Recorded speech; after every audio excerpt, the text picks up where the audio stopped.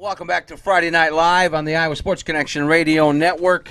Brought to you by Hy-Vee, Casey's, and Burger King. Before or after the game, stop and see the King with locations in Altoona, Ankeny, Carroll, Des Moines, Fort Dodge, Marshalltown, Newton, Perry, and Stewart. Log on iowasportsconnection.com and click on the Burger King icon to find a location near you.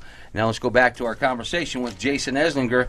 In the good old days, there was a Burger King not too far from the old Iowa Sports Connection and the Union right over there on Ingersoll, buddy.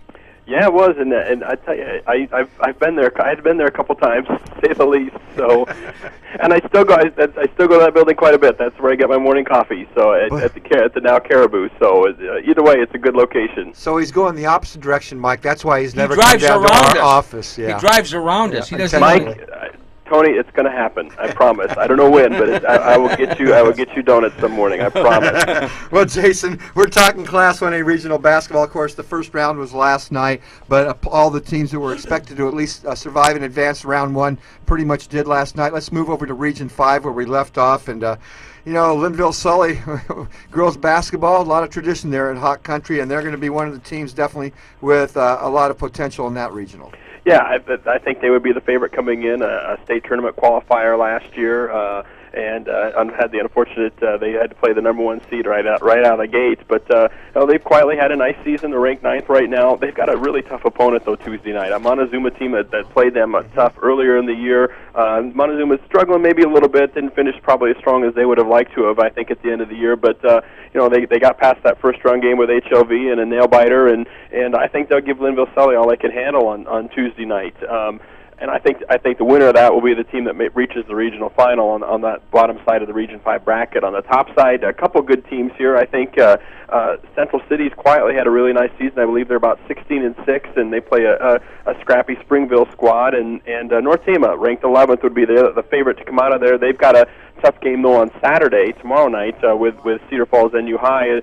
They played earlier in the year, and I think it was a 4-point ball game. So I think that has the potential to be a really good game. And but I do think I think Linville-Sully and North Tama are the favorites to reach that regional final.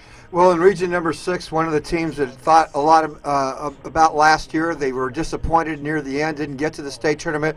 I think their whole season's been based on getting there this year. North Mahaska of New Sharon has to be the favorite in Class 1A, Region 6. Yeah, I do, and I think they are the favorite. But there's always one region where there's going to be somebody that comes out that no one expects it. And for some reason, I think it's going to be this region. Despite the success that North Mahaska's had this year, they've got a tough game with Molten Udell on Tuesday night, and I think the winner of that game will play either English Valleys and Kyoto. I think Kyoto will win that game, and I think Kyoto. Again, they've posted some really quality wins. Those two teams, Kyoto and North Mahaska, have faced each other this year. I think Kyoto might pull the upset in this region. If there's one, like I said, there's usually one team every year in a region that no one sees it coming, and I for some reason I think it might be Kyoto in this region. The bottom half of the bracket, teams that have, you bracketed geographically and haven't maybe had the success that you'd like to see, on a bottom bracket team. I think Lone Tree probably would be the team to possibly come out of the region and play either North Mahaska or Kyoto, likely in the regional final. Region number 7. This is going to be fun because Bedford, a lot of talent. Stanton, also talented. Some pretty good teams in this one. Yeah, this is tough. This will be an interesting region to watch too. Like you said, the two teams on the top bracket, you've got 4th-ranked Stanton.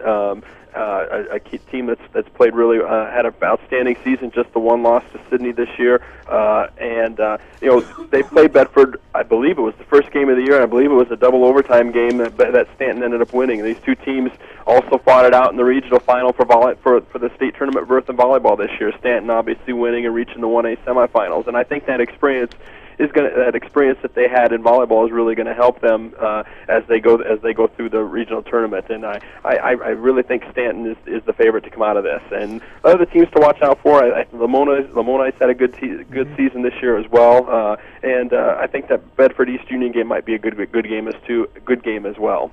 Well, let's go over to region number 8, and I guess if you're going to put a target on one team in the class in 1A, it's got to be Martinsdale St. Mary's Blue Devils. They've had some opportunities at the state tournament, just haven't quite been able to raise that state championship trophy. This may be the year. It's not going to be an easy task. It's not a done deal, but they're the favorites, and they're going to be the favorite in region number 8. Yeah, I think they are the favorite in Region 8. They've got their bracket. There's 2 ranked teams in addition to Martinsdale St. Mary's. There Casey came into the rankings this year. I know they've had an outstanding season. They set a school records for wins since they've been in the 5-player game.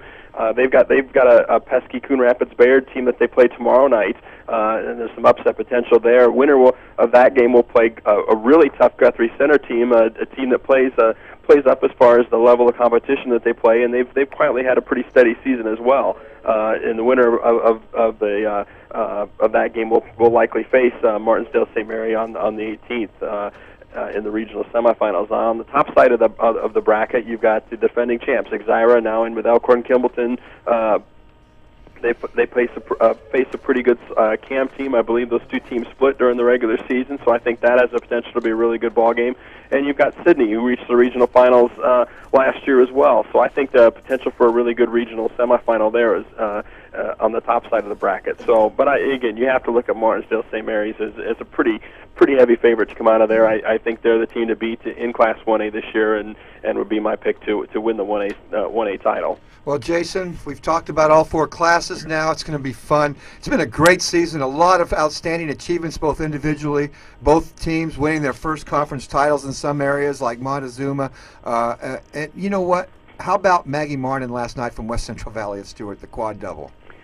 You don't see those very often. That was amazing. And I know Kia Stokes had a pretty good night last night, too, again. I believe she had 25-20, and maybe I think she had over 10 blocks as well. So, I mean, we've had some outstanding individual performances this year, and hopefully we'll have some of those kids will be able to showcase their talents at Wells Fargo Arena. We're really excited about that.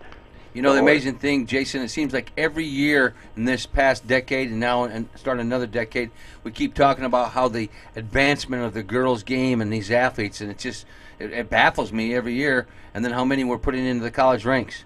Yeah, and doing really well. I mean, you know, and not only that, but look at some of these college coaches. I think we've got 4 or 5 Hall of Famers that are girls or young ladies or women in our Hall of Fame that are coaching at the Division I level. You know, Robin Becker, one of our Hall of Fame inductees this year, is doing a nice solid job at Missouri. So I mean, and Linda Lappy at Colorado, and Connie Yori at Nebraska, and that's not to say, you know, you've got Jan Jensen, a Hall of Famer, as assistant in Iowa. Lisa Bluter had a great career at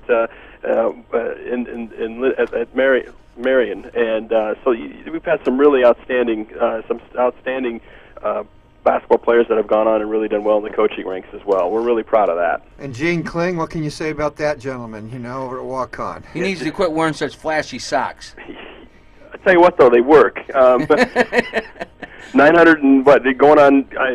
Probably a year and a half away from 1,000, and getting that Morgan Wooten Award. What a tremendous honor! I mean, just a fantastic honor. They, you know, especially the individual that won the boys award on this year with Bob Hurley, who's done such a great job with the boys program and with that New Jersey boys program as well. And it's just a tremendous honor for Gene, and well-deserved honor. And it's just amazing the career achievements that he's put together in his since he's been coaching since 1961, I think. And man, that's a lot of basketball. It's a lot of bus rides, I can tell you that. And I will say this, you know, the reason you go to state tournaments is to watch for special moments, and sometimes the simplest things are the best. And I'll never forget the semifinal game when Walk-On survived to advance to the state title game last year, when his wife jumped up into his arms. Here's a couple of folks that are way up there in age, and they were like little kids at a game. It was a wonderful sight to watch them two in those arms. Are the things that stick with you, and that's what makes high school athletics fun.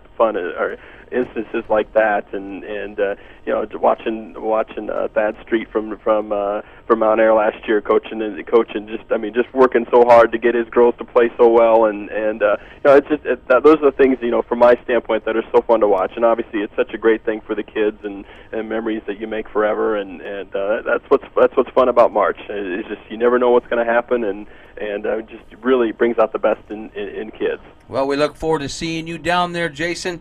Thanks for taking time to join us as you have all year long.